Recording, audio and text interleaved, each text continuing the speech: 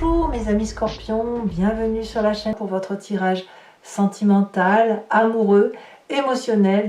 J'espère que vous allez tous très bien. Ceux qui me découvrent, soyez les bienvenus, cette chaîne est la vôtre. Alors nous avons du cœur, donc de l'eau, on a un peu d'arbre, des étoiles un peu, et puis oui, un peu de feu et un peu d'intellect. On a un peu de tout, un petit peu au ralenti, mais pourquoi pas.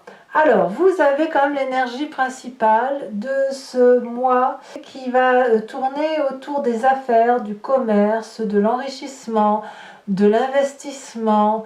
Voilà, on a la notion de l'affectif relié à la notion de l'argent. Alors peut-être que vous rencontrez des difficultés financières pour mener à bien vos projets amoureux, ou peut-être que vous souhaitez que votre relation émotionnelle, affective, soit plus tournée sur un rapport d'argent, en ce sens que vous ne voulez pas vous faire avoir et que vous voulez que l'on vous fasse des promesses de bonjour et que ces bonjours soient aussi une réalité. Il se peut aussi que vous ayez une ambition d'ouvrir un commerce en couple et que ça devienne une histoire de famille. Le commerce peut devenir aussi une histoire amoureuse et même il est possible aussi que vous fassiez une rencontre dans le cadre d'une activité professionnelle. En tout cas, vous rentrez avec cette énergie plutôt de paisibilité dans la relation, où vous vous sentez bien avec les personnes que vous connaissez depuis toujours, la famille, les amis d'enfance, ces personnes qui vous ont aidé à grandir, ces personnes avec lesquelles vous pouvez passer des moments sans réfléchir à ce que vous devez faire. Et peut-être même que ce sont ces personnes-là qui vous stimulent, qui vous guident pour les différents projets que vous souhaitez mettre en œuvre. Donc cette carte, cette énergie que vous avez là, c'est pour dire d'avoir, enfin si vous avez cette envie-là, c'est pour dire de retrouver avec objectivité les sensations émotives de sincérité. Vous en avez besoin, une émotion paisible, couplée peut-être à une émotion affairiste, en ce sens que vous vous dissociez peut-être un petit peu, le besoin d'avoir de la tranquillité et de l'apaisement, et en même temps le besoin d'aller vers le monde des affaires comme pour être stimulé et aller faire, aller engager des projets de plus grande envergure. Alors ce qui pourrait vous détourner de cette paisibilité du passé, ça peut être cette chevalier des cœurs. La chevalier des cœurs qui va vous parler d'idylle, de passion, de découverte d'une relation aussi fulgurante émotivement que peut-être provisoire.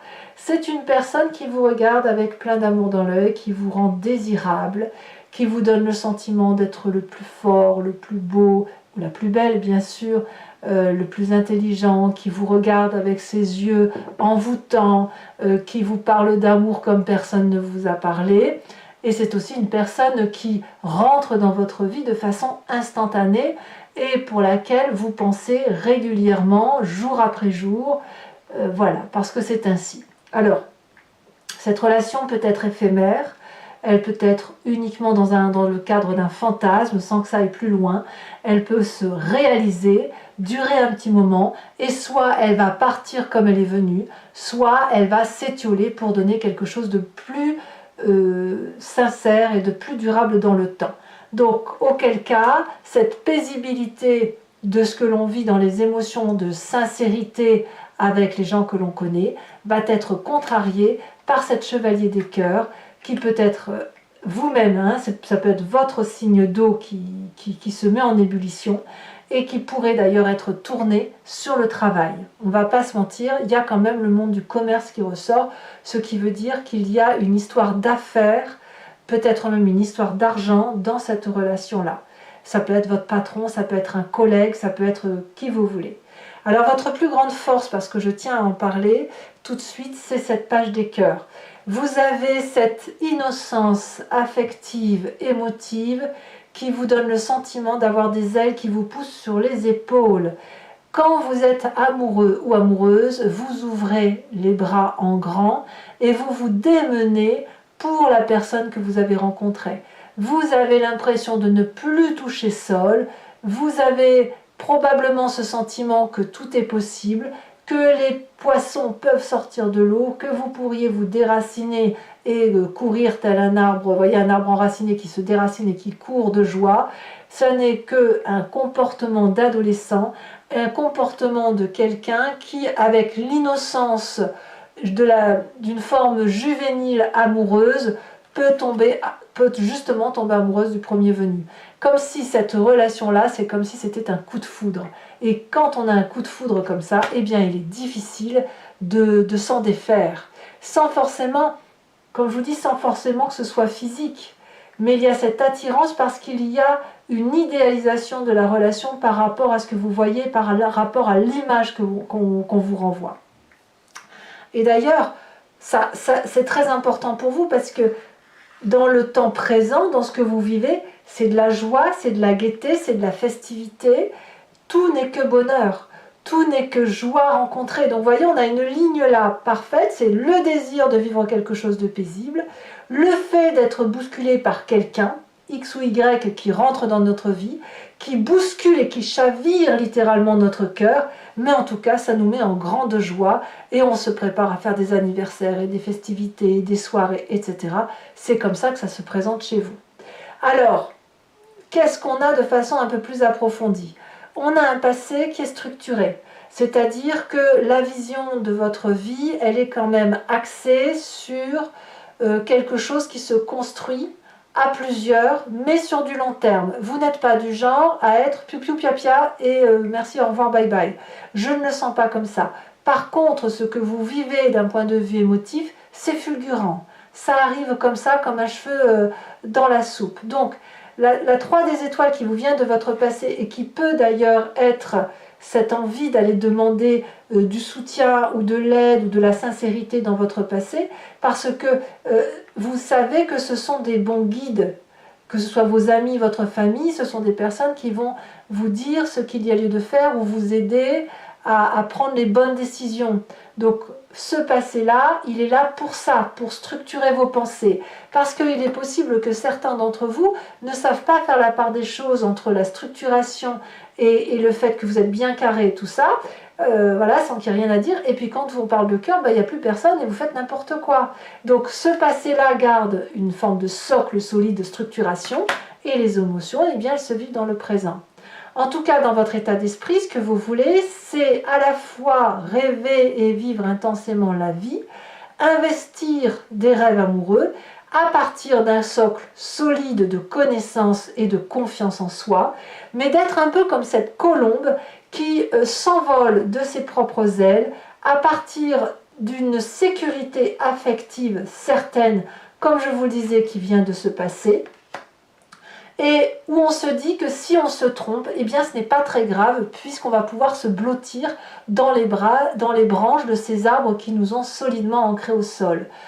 Vous avez des rêves qui demandent à être vécus et apparemment dans votre tête, vivre vos rêves, c'est certainement la meilleure des choses que vous puissiez faire parce que ça fait du bien dans son corps, ça fait du bien à sa tête. Alors, effectivement, c'est ce vers quoi vous allez. Vous allez vers la passion parce qu'on a un corps ici, un inconscient, un esprit, même si on ne s'en rend pas compte, qui vibre au son de la chevalier des étoiles, c'est-à-dire de l'aventurier, de celui qui fonce, de celui qui est prêt à dépasser des barrières, à dépasser des clôtures, à transcender son environnement, à déboulonner tout ce qui passe pour pouvoir emprunter des chemins qu'il n'a pas l'habitude de voir, pas l'habitude d'aller. Donc c'est une personne qui quand même sait ce qu'elle veut avancer et elle veut vibrer à l'intérieur d'elle-même, elle n'a pas peur, elle a les yeux bien ouverts et elle se dit que quelque part c'est une forme d'impulsivité, mais c'est une impulsivité d'amour, c'est une impulsivité qui porte. Donc voilà, ça c'est absolument important pour vous.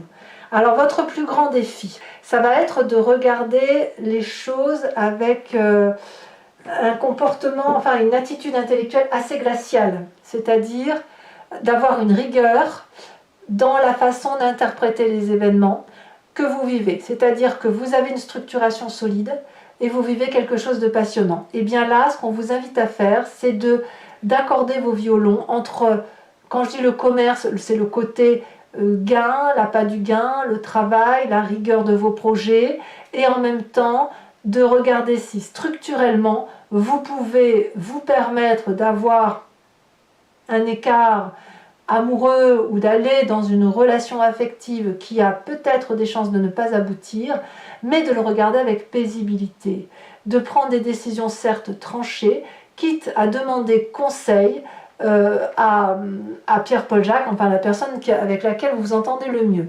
Le roi des anges, ça peut être aussi un signe d'air qui soit Balance, Verseau ou Gémeaux, auquel cas c'est cette personne-là qui apparaîtrait comme un mentor, un guide, voire peut-être ce chevalier des cœurs qui se présente à vous. Est-ce que vous êtes solidement ancré à vos valeurs de vie pour prétendre avoir une personne qui soit raisonnée, intellectuelle, sage, rigoureuse dans ses pensées, mais aussi paisible? C'est pas une personne ici qui veut manipuler le roi des anges. C'est une personne qui est là pour guider, pour donner son avis, sans jamais vous influencer. Donc, à mon avis, l'idée de prendre attache auprès de cette personne ou d'aller vers cette personne peut être quelque chose de particulièrement bon pour vous. Alors, qu'est-ce que ça va donner tout ça sur la fin de votre période émotive? Eh bien, c'est cette 4 des cœurs qui va nous dire qu'il y a comme un coup de déprime à venir. Alors, je ne vais pas vous laisser avec ça, parce que c'est pas possible, je vous en remets une tout de suite. Parce que la 4 des cœurs me dit que soit vous allez... c'est pas mieux. C'est-à-dire qu'à un moment donné, vous allez être limité dans votre champ d'action.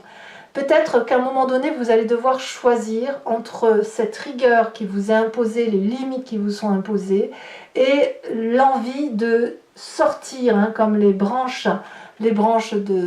petits doigts, c'est comme les doigts d'une main, vous savez, comme si on veut s'écarter de la carte pour aller vers ce qui nous aspire et qui nous incite et qui nous fait vibrer. Et en même temps, il y a quelque chose qui va venir de la retenue et qui va vous inviter soit à continuer seul, soit à accepter que les décisions que vous pourriez prendre peuvent avoir une influence assez importante sur votre avenir. Il se peut aussi que justement ce soit le travail qui vous empêche de continuer, parce que quand même cette notion affairiste, cette notion de commerce, elle est assez présente, mais je pense qu'il va falloir que vous allez avoir du mal à concilier les deux. Allez, alors pour ceux qui ne me connaissent pas, pour mes amis scorpions qui me découvrent, je recouvre le jeu avec le tarot de Wicca, qui est le tarot de la sensualité et des désirs charnels. Allez, c'est parti.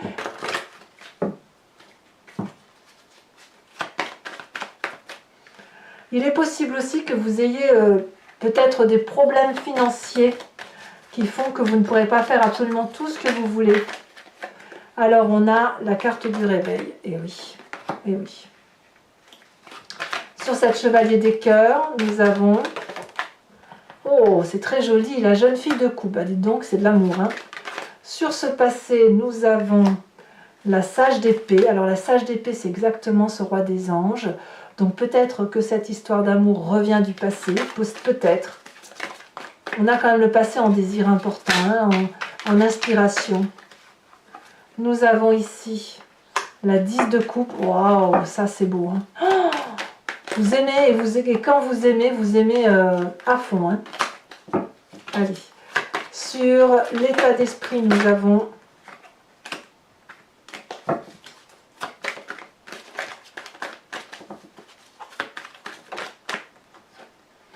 On a la 2 de denier, c'est très très bien. Vous avez envie de prendre des risques, ça c'est sûr. Le présent avec l'as de bâton, c'est excellent. Nous avons dans l'inconscient, waouh, l'unité. Dans le défi, qu'avons-nous ici à la sautée?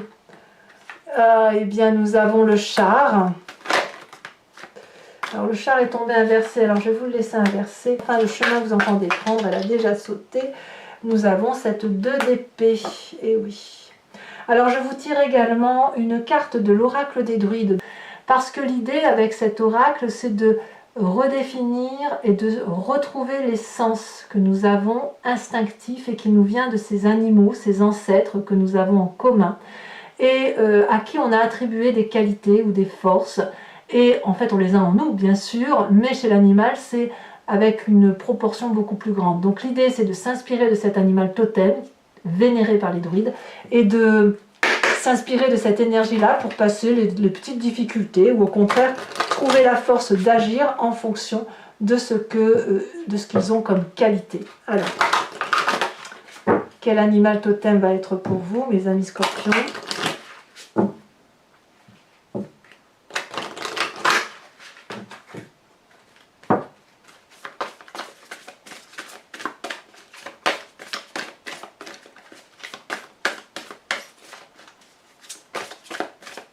Ici, elle se détache. Oh, on vous invite à être le dragon de la terre. On conserve précieusement son trésor. Je vous remets aussi une carte de l'oracle bleu sur le commerce pour voir comment ça se peaufine. On parle de l'hiver, oui, ça se glace. Voilà, mes amis scorpions, en espérant que ce tirage ait résonné en vous. N'hésitez pas à commenter, liker, partager, à vous abonner, bien sûr, c'est important pour le soutien de la chaîne. J'ai été heureuse de vous retrouver. Je vous dis à très bientôt. Bisous, bisous.